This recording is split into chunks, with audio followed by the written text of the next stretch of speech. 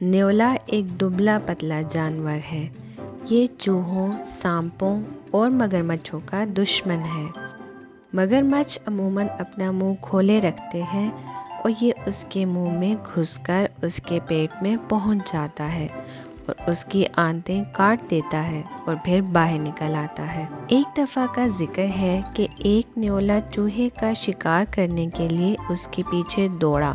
چوہا اپنی جان بچانے کے لیے ایک درخت پر چڑھ گیا، مگر نیولے نے اس کا پیچھا نہ چھوڑا اور اس کو پکڑنے کے لیے وہ بھی درخت پر چڑھ گیا، یہاں تک کہ چوہا درخت کی چوٹی پر چڑھ گیا۔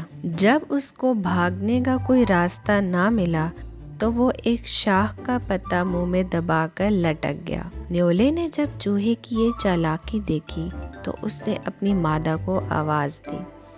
مادہ اس کی آواز سن کر درخت کے نیچے آئی تو نیولے نے چالاکی سے اس شاخ کو جس پر چوہا لٹکا ہوا تھا کاٹ دیا۔ شاخ کے کاٹنے سے چوہا نیچے گرا، گرتے ہی وہ مادہ نے اس کا شکار کر لیا۔ نیولا چور بھی ہوتا ہے۔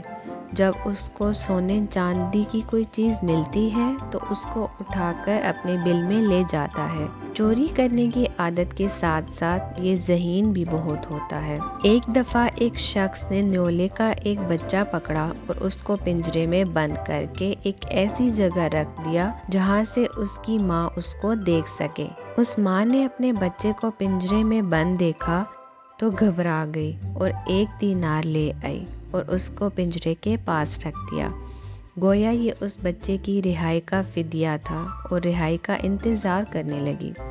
مگر اس شخص نے پنجرہ نہ کھولا۔ کچھ دیر انتظار کر کے نیولے کی ماں گھبرا گئی اور ایک دوسرا دینار لا کر پہلے دینار کے برابر رکھ دیا اور پھر انتظار کرنے لگی، مگر جب اس کا بچہ رہا نہ ہوا تو وہ گھبرا گئی اور تیسرا دینار لا کر پہلے 2 دینار کے ساتھ رکھ دیا۔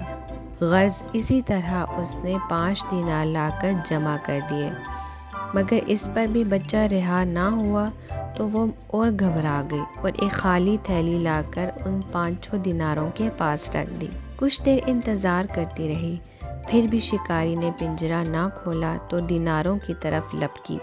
یہ دیکھ کر شکاری نے تیزی سے جا کر ان پر قبضہ کر لیا اور پنجرہ کھول کر اس کے بچے کو رہا کر دیا۔